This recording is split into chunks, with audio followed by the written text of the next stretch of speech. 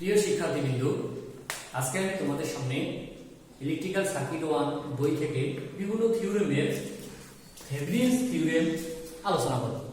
থেভেনিনস theorem সম্পর্কিত একটা circuit আমি এখানে অঙ্কন করেছি। কোশ্চেন হলো আরএল এর মধ্য দিয়ে থেভেনিনস থিওরেমের সাহায্যে প্রবাহিত কারেন্টের মান বের করো। এই সার্কিট তো আমরা এখন সমাধানে আসি। সমাধানে আমি একটি সমতুল্য সার্কিট অঙ্কন করেছি। তো সমতুল্য সার্কিটে এখানে আরএল হচ্ছে যে শাখার মধ্য দিয়ে প্রবাহিত কারেন্টের মান বের করতে হবে সেই শাখার মানটাই, that means RL equal 10 ohm. এরপরে আরটিএস হচ্ছে থেভেনিন রেজিস্ট্যান্স, আরটি হচ্ছে ভিটিএস হচ্ছে থেভেনিন ভোল্টেজ। আমরা যদি আরটিএস এবং ভিটিএস এর মান বের করতে পারি তাহলে আমাদের গাণিতিক সমস্যার সমাধান শেষ। তো আমরা প্রথমে আরটিএস এর মান বের করব। আরটিএস এর মান বের করার জন্য আমি ওই সার্কিটটাই দ্বিতীয়বার অঙ্কন করলাম। অঙ্কন করে আমরা জানি আরটিএস এর মান বের করতে হলে যে শাখার মধ্যে দিয়ে কারেন্ট বের করতে হবে ওই শাখাটি ওপেন করে দিতে হবে অথবা খুলে দিতে হবে। আমি এই শাখাটি ওপেন করে দিলাম, দিয়ে এটার নাম দিলাম আরটিএস। এর সাপেক্ষে মোট যে রেজিস্ট্যান্সটা হবে সেটা ভ্যালু বা মান হলো আরটিএস এর। এখন এই সার্কিটে দুটি সোর্স আছে, একটা হচ্ছে কারেন্ট সোর্স 4 অ্যাম্পিয়ার আর একটা হচ্ছে ভোল্টেজ সোর্স 20 ভোল্ট। তো আমাদের জানতে হবে থিওরেমের সাহায্যে যখন গাণিতিক সমস্যার সমাধান করব তখন কারেন্ট সোর্সকে ওপেন বিবেচনা করতে হবে, ভোল্টেজ সোর্সকে শর্ট বিবেচনা করতে হবে। তো আমরা আরটিএস বের করব, তাহলে অ্যাজ পার রুল আমরা ভোল্টেজ সোর্সকে শর্ট করে দিলাম, কারেন্ট সোর্সকে ওপেন করে দিলাম। এখন আমরা আরটিএস এর মান বের করব। তাহলে আরটিএস ইকুয়াল কি হবে? এই অবস্থায় আমরা জানি সার্কিটের শেষ থেকে সমাধান করতে হবে। শেষ তাহলে এই দিক থেকে শেষ, এখান থেকে শুরু করতে হবে।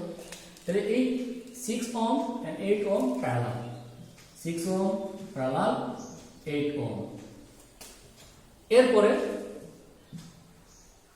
সিরিজ আছে 10 ওহম যোগ 10। এই গাণিতিক সমস্যাটা ক্যালকুলেটর দিয়ে একবারে সমাধান করা যায়। একবারে সমাধান করে আমি এখানে লিখলাম আরটিএস এর মান, যার মান হচ্ছে 13.428 ওহম। এই ভ্যালুটি হচ্ছে আরটিএস। এখন আমি আরটিএস পেলাম, আর একটা মান আমাদের দরকার। আরটিএস আমি পেয়ে গেছি, আর একটা মান দরকার ভিটিএস। এই ভিটিএস এর মান আমি যদি পাই তাহলে আমাদের গাণিতিক সমস্যার সমাধান প্রায় শেষ। তো ভিটিএস বের করতে গেলে আমাদের যেহেতু একাধিক সোর্স, এই জন্য সোর্স একটা একটা করে বিবেচনা করতে হবে। ভোল্টেজ সোর্স আর কারেন্ট সোর্স আমাদের এখানে আছে। তো প্রথমে আমি ভোল্টেজ সোর্সটাকে বিবেচনা করবো। যদি ভোল্টেজ সোর্সটাকে বিবেচনা করি, ভোল্টেজ সোর্সের মান ছিল 20 ভোল্ট, তাহলে কারেন্ট সোর্স তখন কি হবে? ওপেন হবে। কারেন্ট সোর্সটাকে আমি তাহলে ওপেন করলাম, এটা এই অবস্থায় থাকবে। এই ক্ষেত্রে আমি একটু ভিটিএস বের করবো। ভিটিএসটা হচ্ছে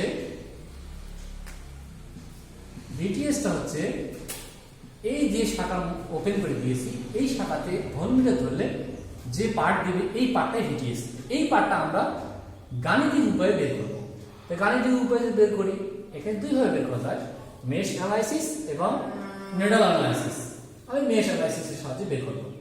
তো বের করতে গেলে একটা একটা করে সোর্স বিবেচনা করবো। প্রথমে আমি when 20 ভোল্ট is active, যখন 20 ভোল্ট অ্যাক্টিভ, এই ক্ষেত্রে আমার আরটি সিঙ্গেল ব্রাঞ্চ কত হবে? দ্যাটস মিনস এই সার্কিটে এখানে একটা জিনিস তোমাদেরকে ক্লিয়ার করা দরকার, যেহেতু এই শাখাটা বাহিরে আছে এবং তারপরে অবস্থাটা ওপেন থাকার কারণে কারেন্ট এদিক দিয়ে প্রবাহিত, এদিক দিয়ে এই পর্যন্ত যাবে, এরপরে আর যাবে না। কারেন্ট সম্পূর্ণ এদিক দিয়ে এখানে প্রবাহিত হবে। সুতরাং এই শাখাটা আর কাজ করবে না, কেন? এখানে ওপেন আছে বিধায়। তাহলে এই সার্কিট একটা সিঙ্গেল সার্কিট, যেটা 6 এবং 8 ওহম সিরিজে আছে। 6 যোগ 8 সমান 14 ওহম। আচ্ছা, এখন আমি আরটি সিঙ্গেল প্রাইম পাইলাম, তাহলে আইটি সিঙ্গেল প্রাইম পাবো। সিঙ্গেল প্রাইম কি? আমরা জানি ভোল্টেজ কারেন্ট সমান ভোল্টেজ ভাগিত রেজিস্ট্যান্স। রেজিস্ট্যান্সের মান হলো 14, ভোল্টেজের মান 20, তাহলে ভাগ করলে কত হবে? আরটি সিঙ্গেল প্রাইম ভাগ করলে হয়, আমি জানি ক্যালকুলেটর দিয়ে ভাগ করে দেখেছি, 1.428 এম্পিয়ার। আচ্ছা, তাহলে এখানে একটা জিনিস খেয়াল করো, এই আরটি সিঙ্গেল প্রাইম আমি সিঙ্গেল প্রাইম দিয়ে ডিফাইন করেছি। আরটি সিঙ্গেল প্রাইম কারেন্টটা এখানকার কারেন্ট, এই কারেন্টটা এই শাখা দিয়ে প্রবাহিত হয়ে এখান পর্যন্ত আসবে, আবার ওই দিক দিয়ে না যায় এই শাখা দিয়ে আসবে। তো আমার উদ্দেশ্য হলো 8 ওহমের মধ্য দিয়ে কি পরিমাণ কারেন্ট প্রবাহিত হচ্ছে তা বের করা। তাহলে অতএব I8 সিঙ্গেল প্রাইম সমান সমান 1428 এম্পিয়ার, সেম কারেন্ট এই শাখা দিয়ে প্রবাহিত হবে, দ্যাট কারণ এটা হচ্ছে সিরিজ সার্কিট। সুতরাং 10 ভোল্টের কাজ শেষ। এখন আমরা কারেন্ট সোর্সকে বিবেচনা করবো। যখন কারেন্ট সোর্সকে বিবেচনা করবো তখন ভোল্টেজ সোর্স কি করবো? শর্ট করবো। কারেন্ট সোর্স বিবেচনা করবো। কারেন্ট সোর্সের মান কত ছিল? 4 এম্পিয়ার। তো when 4 ampere is active, এই ক্ষেত্রে এখানে একটু খেয়াল করো, যেহেতু এই শাখাটা এখানে ওপেন, এই 4 এম্পিয়ার কারেন্ট এই দিক দিয়ে প্রবাহিত হবে না, প্রবাহিত না হয়ে এই দিক দিয়ে প্রবাহিত হবে। এখানে খেয়াল করো, 4 এম্পিয়ার কারেন্ট এখানেও আছে, এখানেও সেম কারেন্ট, এখানেও সেম কারেন্ট, বাট এরপরে 4 এম্পিয়ার কারেন্ট এখানে কিছু ভাগ হয়ে যাবে, এখানে কিছু ভাগ হয়ে যাবে। এখানে কত যাবে, এখানে কত যাবে আমার জানা নাই, আমরা কারেন্ট ডিভিডের রুলের সাহায্যে বের করব। তো আমরা ডাইরেক্ট কি করব? কারেন্ট ডিভিডের রুলের সাহায্যে বের করব। ডাইরেক্টে আমি লিখলাম I8 double prime. I8 double prime current ডিভিডের রুল আমরা কি আমরা জানি, মোট কারেন্ট ইনটু বিপরীত শাখা রেজিস্ট্যান্স।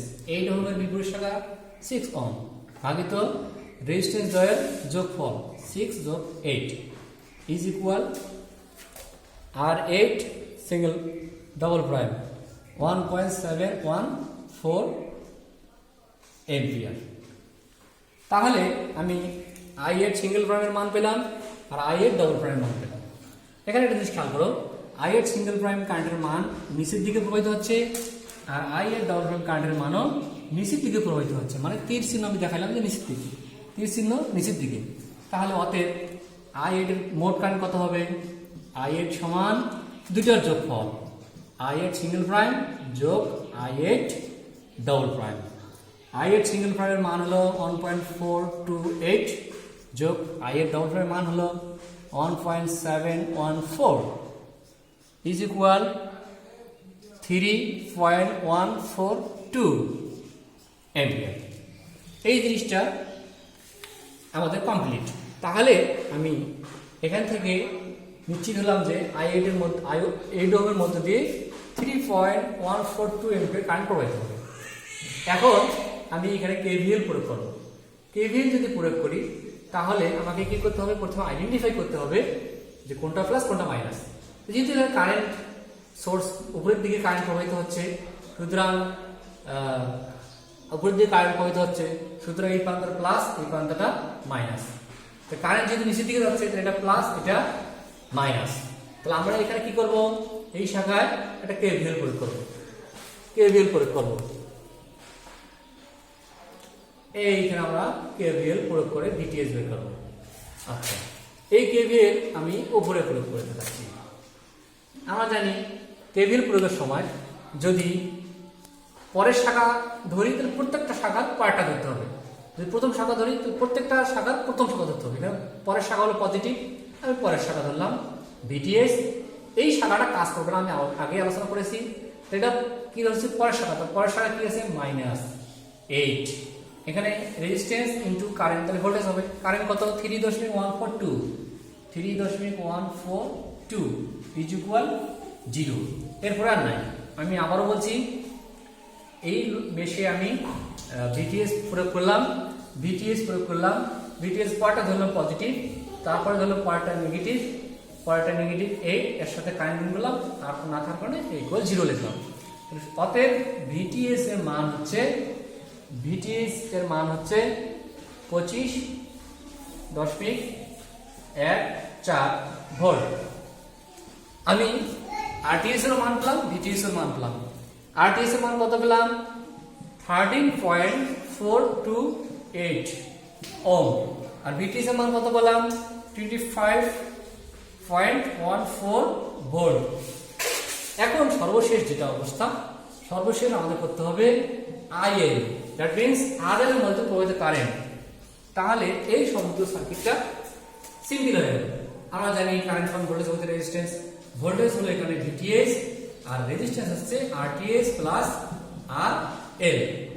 ভিটিএস এর মান হচ্ছে 25.14, আরটিএস এর মান হচ্ছে 13.248 যোগ 10।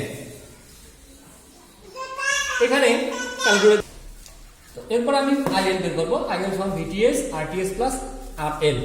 ভিটিএস এর মান 25.14, আরটিএস এর মান আমরা বের করছি 13.428 এন্ড আরএল এর মান 10।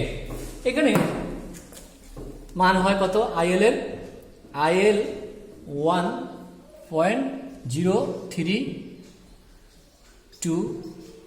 একক হলো অ্যাম্পিয়ার। অ্যান্সার। আশা করি প্রিয় শিক্ষার্থী বিন্দু তোমরা সকলে বুঝতে পেরেছ। তোমাদের যদি কোনো প্রশ্ন থাকে কমেন্টে জানাবে, আশা করি আমি উত্তর দেওয়ার চেষ্টা করব।